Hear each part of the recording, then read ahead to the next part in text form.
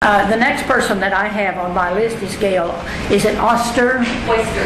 Oyster, okay. Just like the seafood. Oh, good, okay. Madam Chairman? Yes. My name is Gail Oyster. By the way, that was an excellent presentation and very persuasive, ladies. My name is Gail Oyster. I live at 1022 Washington Street in the neighborhood just south of I-630. I've lived there for 22 years and my husband for 35 years, and I do support the technology park being located in my neighborhood. According to the Pulaski County Tax Assessor website, our home is the only owner-occupied home on Washington Street between that stretch of 630 and 12th Street. Out of the 17 houses on Washington Street, no one else is declaring the homestead tax credit. I'm just saying that because all my neighbors are tenants, and I'm just trying to add some balance to that 44%, 56% ratio. I believe there's it's a little... May not be that high. Yeah, Okay. That's what I was trying to say. Yeah, I guess if I have a question, it's just that, do you know for sure what the owner-occupied percentage of the neighborhood is? We do not at this moment have a real good number, but we are in the process of getting one.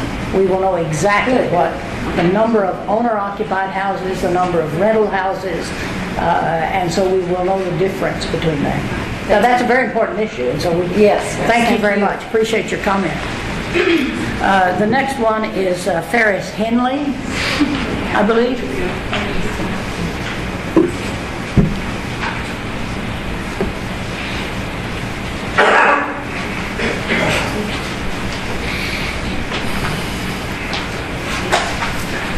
Yes, Madam Chairman, that's Ferris Hensley. I'm sorry, excuse me. That's quite all right. Just a couple of things. I wanted to let you know I own 2 rental houses in the area there that's just south of the interstate from UAMS. I think the area that the engineering firm of Crafton and Tull is recommending. I do own several other rental houses and have for about 30 years in the neighborhood, a broader neighborhood.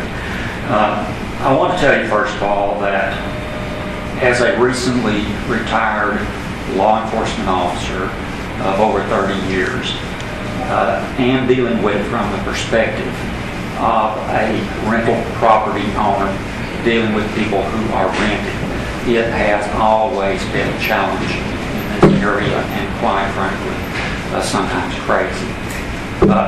I want to encourage you to select this area, and it's not just to deal with the boarded up, many rundown vacant structures, but it's to also enhance the standard of living and to provide good paying jobs for the neighborhood.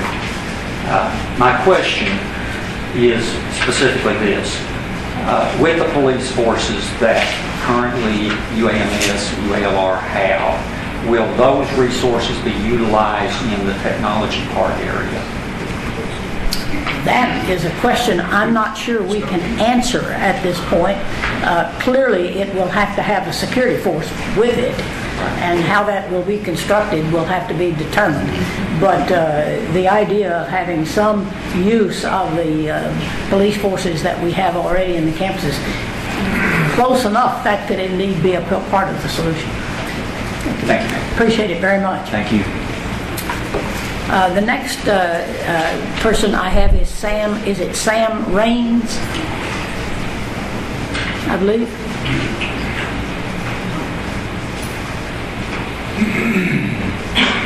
I'm Sam Raines. I have a bunch of land southeast of the airport, and this is probably premature. It's available with no houses. That's it. Okay.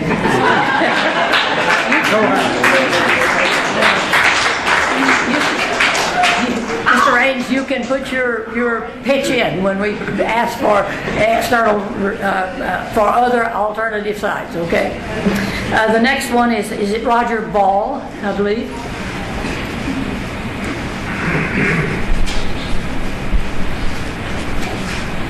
Thank you, Madam Chairwoman. Board. My name is Roger Ball. I'm the president of Century Industries. We're a manufacturer of floating-attic stairways on 530 and 145th Street. And although I don't live in any of the areas, we certainly have employees that live in these proposed areas, as well as I belong to a fraternity that has a house within one of those particular areas. And I've been here about almost 5 years now. And I guess I come at this from a different perspective as well. I'm from Ohio, and I have seen this type of situation. Although it's not identical, it's similar in a lot of ways. And ours started back in 1995, and there was certainly a lot of community concern when we started looking at development, technology parks, as well as expanding upon that. And again, it was neighborhoods were very similar. Neighborhoods that, were oftentimes people felt left behind, overlooked. There was a lot of distrust that was there. As a matter of fact, as a student, I lived in two of those areas, so very, very familiar with those areas. But as a board and as a community, one of the things that they agreed upon early on was that this would be a project that was focused on revitalization versus gentrification. And that was a commitment, and that commitment has stood strong. When this came out, I was first scratching my head, and I tell Jay, the things that are missing here are the housing aspect of things. People have to know what's going to happen if, in fact, they sell their house, as well as the community involvement and input. And again, that was the difference. And I think that those things are being done. And my point is to ask the community, the homeowners, to keep an open mind, to become involved in this housing board subcommittee. Get involved, because that was the key. And so, those places that, people didn't go at night, and sometimes you had to be fearful during the daytime. And again, I'm not saying that that's the same type of situation. You go there now, and now that's a desired area. Those same people that have been left behind now are in a revitalized area. Some renters became homeowners. They built affordable housing. They put programs. The community came together and said, we're going to do this. It was a big lead by the university. It was very, very important to do this. And, now what they got out of it was, in addition to the new housing around the development, they got infrastructure. There was no more flooding. They got parks. They got sidewalks. You go down. It drew private investment. There's condominiums.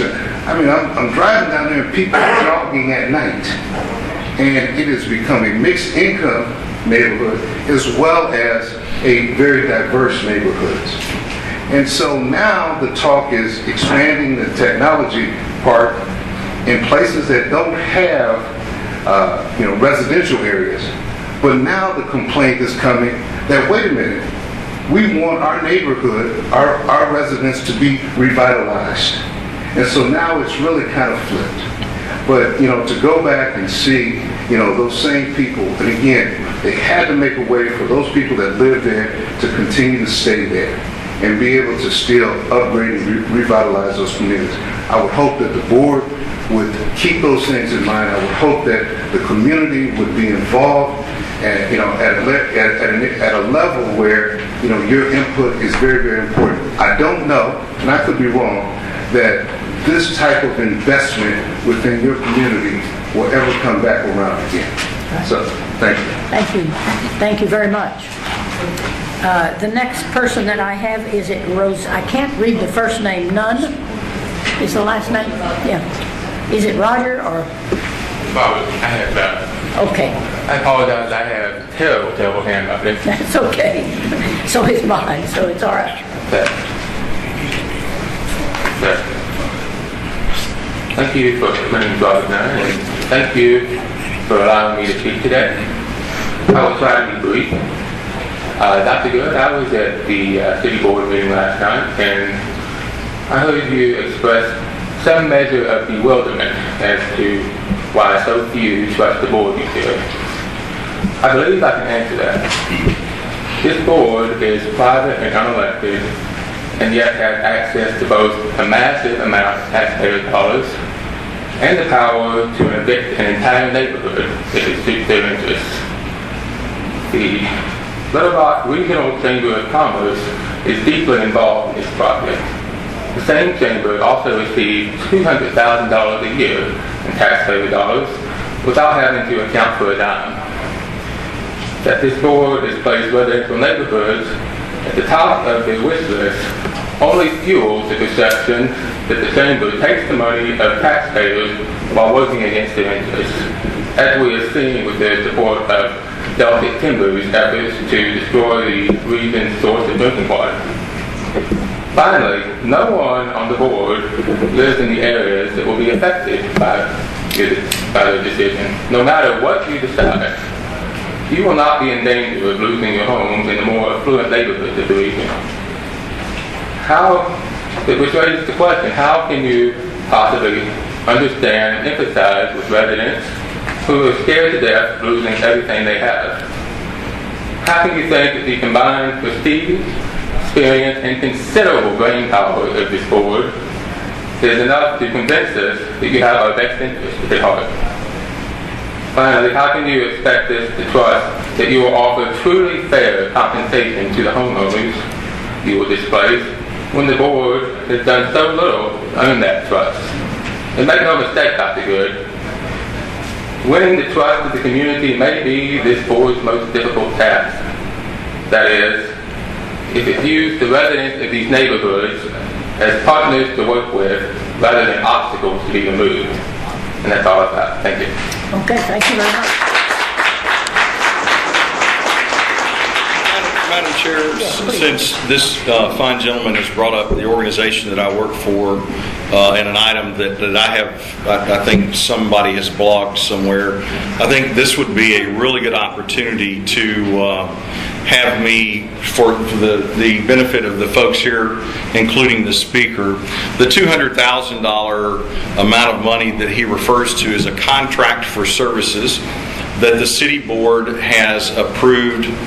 I don't know however many years going back, I believe at least 15, for economic development services, and that contract requires that quarterly reporting and an annual audit be presented to the city each and every year. So I don't know where this misinformation started in regard to no obligation or accounting for the way those dollars are spent. But I thought now would be a good time to at least share with this gentleman and everyone that there is a contract for services and an annual audit by a third-party accounting firm each and every year, so that we can dispose of that misinformation. Is it possible I can see the Absolutely. Absolutely. Okay. It's on file at the City Hall as we speak, as well as many other places. And if you will give me your contact information, I'll be more than happy to get you a copy of that. Okay, the next person we have is Joyce Elliott, Senator Elliott.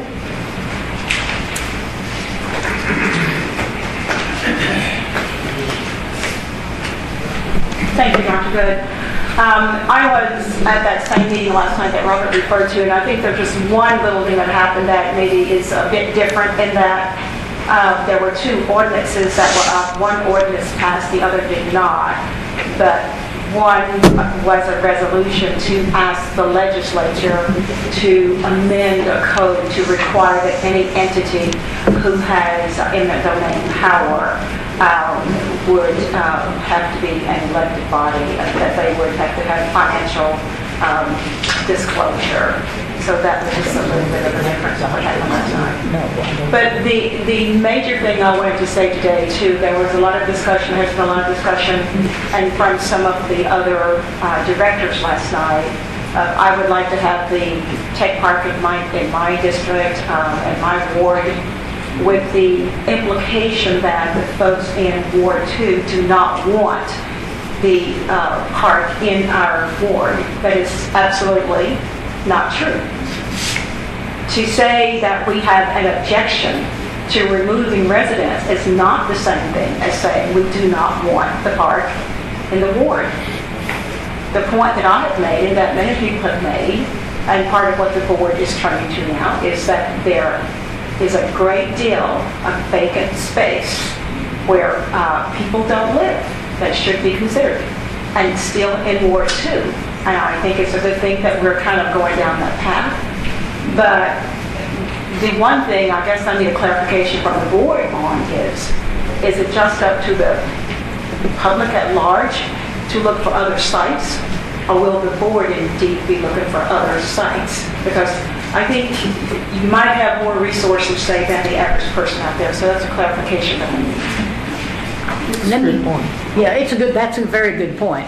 First of all, I don't think we're going to have much difficulty getting a lot of other alternate sites. We already, since we made the announcement at the last meeting that we would indeed open it up to other sites, we've had a large number of telephone calls asking how for people to get on the agenda to provide that. So first of all, I don't think there's any question we're going to get a lot of alternative sites. Now, the problem that we're going to have is determining whether or not those are suitable to actually end up with the result that we'd like to have. And with respect to us being able to go out and look for every possible site in the city of Little Rock, I don't think is feasible. But certainly within the areas that we think is feasible, we can and do intend to do that. Okay, very good. And Senator Elliott, I think that also goes to the point that we were talking about earlier where I said it may take property owners some time to band together if they themselves don't own a piece of property large enough for this, to give them some time to be able to meet whatever that minimum criteria will be, so that it can be submitted. Well, at the same time, obviously, the board needs to take a long look anywhere and everywhere it can to come up with alternatives as well. And if I'm understanding you correctly, that is a major reason I want to be sure the board is going to be doing the same thing, because I just think you're more equipped to look for spaces that will meet the criteria. If you are, say, a group of residents and they have the criteria, I don't know that we even have the capability of taking that criteria and knowing how it really applies to, say, a site that I think is a good site. That's why I think somebody with the real resources and capabilities should also be doing it, and not just leave it happenstance that we might luckily have somebody make a recommendation that works, because I think that could possibly waste a lot of time. And the last thing I want to say is I think it really, I appreciate, I'm sorry I don't remember your name, Mr. Ohio, who spoke. I appreciate your comments, and I understand your comments in the context of the way things are now, and I know particularly in Cleveland, so many things have changed. But the thing that I think is most important for us as citizens of this city, we shouldn't have to have a displacement of people or revitalization to take place. If it happens, and that's a part of it. But let's just say this park is located on some of the vacant land on University, and it's not located in those neighborhoods. Shouldn't we still have the commitment to those neighborhoods as well? And we are, at this point, I live in one of these neighborhoods. We're making changes in the neighborhood. If the park is located there, fine, let's work and see what we can do. But I would hate to think it's a zero-sum game, that you're going to get some revitalization if we locate the park there. But if we don't, all bets are off. I'm not suggesting that this is what everybody is thinking, but it would almost be like a social hostage taking, if that is the way, if we go down that road. So I just hope that we can entertain two ideas at once. And that is not meant so much for this board as it is for our city board. That's not your function. So thank you very much. Okay, thank you very much. And the last comment that I have is from, is it Andrew Dizer? Or, yes. Okay. This is actually, I have a question. Okay? I'm a professor of Spanish here at UALR, so a colleague of yours. And it's still unclear to me when a final decision will be made. And having come to this meeting and listened to what has now been put in motion, considering new sites, maybe the board doing some of that consideration, and then also consideration from the public, it seems to me that this could extend on to a year and a half, 2 years. And, there are a lot of folks who are experiencing angst about possibility of losing their homes. But I'm sure that there are also people in the community who have their homes up for sale or may be considering, selling their home.